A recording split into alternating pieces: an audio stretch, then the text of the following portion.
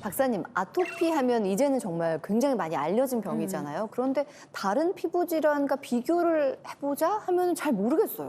어떤 병을 아토피라고 하나요? 아토피 피부염은 대표적인 피부의 만성 염증성 습진 질환이라고 합니다. 아이고야, 또 나왔네. 습진. 또 만성 염증이에요. 이게 뭐 염증이 항상 문제네요, 진짜. 그러니까. 근데 그 습진이면 설거지하면 걸리는 네. 병 그거 맞죠? 오, 여기 손가락에. 네. 맞아, 네. 그것도 있어. 맞아요. 일명 맞죠. 주부습진이라고도 주부습진. 부르는데요. 네. 손습진도 이 습진의 한 영역이에요.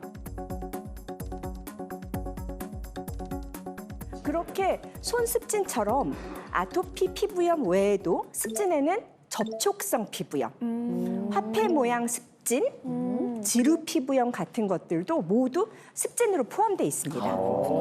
그러면 박사님, 도대체 이 습진들하고 아토피 피부염이 뭐가 달라요? 라고 궁금해하실 거예요. 네, 궁금해요. 자, 우리 사진 한번 볼까요? 네. 오, 아우, 간지럽겠다. 이게 이 환자는 예. 접촉성 피부염이에요. 소위 말하는 쇠독. 니켈이 많이 들어가서 니켈. 그래. 예. 네. 접촉성 피부염은 특정한 알레르기 물질이 접촉함으로써 염증이 생기는데요. 이 환자 같은 경우에는 니켈, 쇠에 알러지가 있는 경우가 되는 거죠. 네.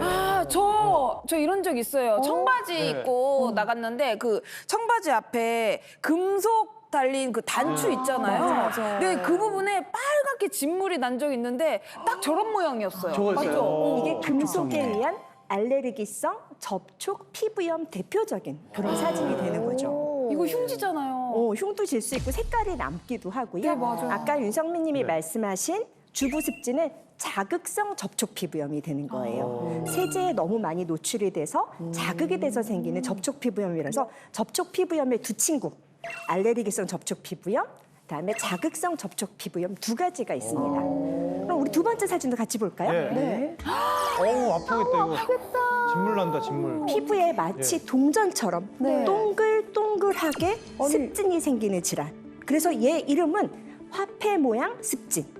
네, 선생님 이 화폐성 습진은 무엇 때문에 걸리는 거예요? 사실 저는 처음 들어봤어요. 네. 습진은 크게 급성 습진, 만성 습진이 있는데요. 이 화폐 모양 습진은 만성 습진의 대표적인 선수예요. 근데 얘도 원인이 그렇게 명확하지는 않아요. 기존에 아토피 피부염이 있는 사람이거나 피부가 너무 건조하거나 자극 물질에 노출이 많이 되거나 알레르기 원이나 감염원에 노출이 되면 저렇게 동글동글하게 습진이 악화돼요. 그렇기 때문에 악화연이 있다는 점에서는 아토피 피부염과 매우 유사합니다. 너무 아프겠어요. 자, 다음 사진 볼까요? 아, 이게 지루 피부염이군요. 지루 피부염 너무 많이 들어보셨죠? 네. 이 환자는 피지선이 발달한 이마, 코 옆, 여기. 등에 붉게 각질을 동반한 염증이 생기는 지루 피부염이라고 합니다. 피부염. 오. 그럼 우리 그 다음 사진을 같이 볼까요? 네. 네 번째, 다섯 번째.